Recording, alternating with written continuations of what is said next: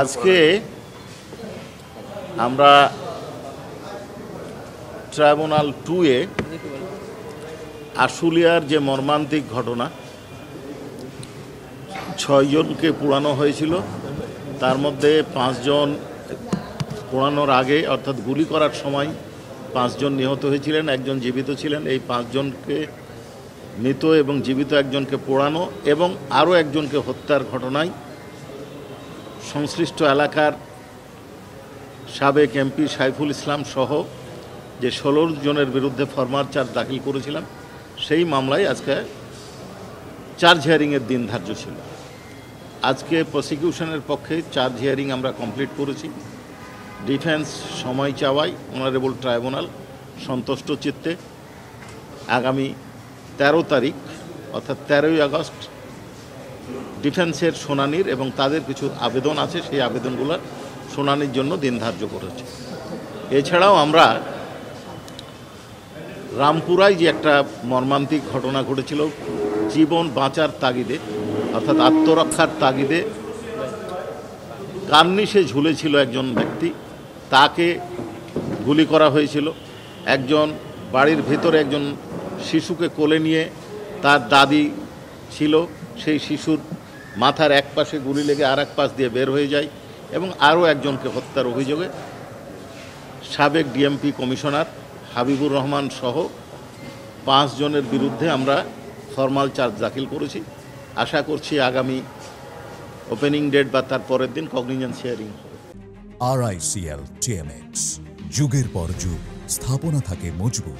আজকে আশুলিয়ার মামলায় যে চার্জ গঠনের উপরে প্রসিকিউশনের শুনানি ছিল, সেখানে আমরা বলেছি যে এখানে মূলত 2টি অপরাধ সংগঠিত হয়েছে, যেটি আন্তর্জাতিক অপরাধ ট্রাইব্যুনাল আইনের 3-2 ধারায় বর্ণনা করা আছে। একটা হলো হত্যা, যেটা সারা পৃথিবীতে স্বীকৃত একটি অপরাধ, কিন্তু এই হত্যাটা যখন ওয়াইড স্প্রেড অ্যান্ড সিস্টেম্যাটিক ওয়েতে হয় তখন এটিকে মানবতা বিরোধী অপরাধ হয়, যেটা রোম স্ট্যাটিউটের বর্ণনা আছে।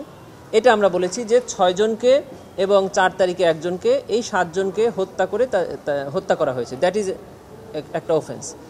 আরেকটি অফেন্সের বর্ণনা আমরা দিয়েছি, সেটা হলো হত্যার পরে অথবা জীবিত অবস্থায় এই 6 জনকে যে পুড়িয়ে তাদের শরীর বিকৃত করে দেওয়া হয়েছে, এটাকে আমরা বলেছি যে এটা হলো আদার ইনহিউম্যান অ্যাক্ট, মানে অন্যান্য অমানবিক আচরণ করার অপরাধ। এটাও একটা ক্রাইমস এগেনস্ট হিউম্যানিটি। এটা রোম স্ট্যাটিউটে আছে, আমাদের এই আইনে আছে। সুনির্দিষ্টভাবে এমন যদি কোনো ঘটনা কোনো পারপিট্রেটর করে যেটা সাধারণ মানুষের বডিলি বা মেন্টালি সিরিয়াস হার্ম হয়, তাহলে সেটিকে আন্তর্জাতিক আইনে ক্রাইমস এগেনস্ট হিউম্যানিটির অধীনে আদার ইনহিউম্যান অ্যাক্ট বা অন্যান্য অমানবিক আচরণের অপরাধ হিসাবে স্বীকৃত হয়। আমরা ট্রাইব্যুনালের সামনে উপস্থাপন করেছি যে একটা মানুষকে হত্যার পরে তার লাশকে পুড়িয়ে দেওয়া অথবা তার মধ্যে যে একজন জীবিত ছিল তার জীবিত অবস্থায় তাকে পুড়িয়ে দেওয়া, এটি ওই মানুষ যারা নিহত হয়েছে তারা সহ যারা সারা পৃথিবীতে দেখেছে প্রত্যেকটি মানুষেরই মেন্টাল হার্ম হয়েছে, যেটি এই আইনের একটি অমানবিক আচরণের কারণে এটি আন্তর্জাতিক আইনের মানবতা বিরোধী অপরাধ হিসেবে স্বীকৃত হবে। এবং এই যারা নিহত হয়েছে তাদের পরিবার সহ এদেশের প্রত্যেকটি সচেতন মানুষেরই এটা মেন্টাল হার্ম হয়েছে। এভাবে আমরা বলেছি যে অতএব এই 2টি অভিযোগেই তাদের সকলের বিরুদ্ধে অভিযোগ গঠনের জন্য আমরা আবেদন জানিয়েছি। 5 অগাস্ট 2024 আশুলিয়া থানার সামনে 6 জনকে হত্যা করা হয়েছিল, এটা একটা অভিযোগ।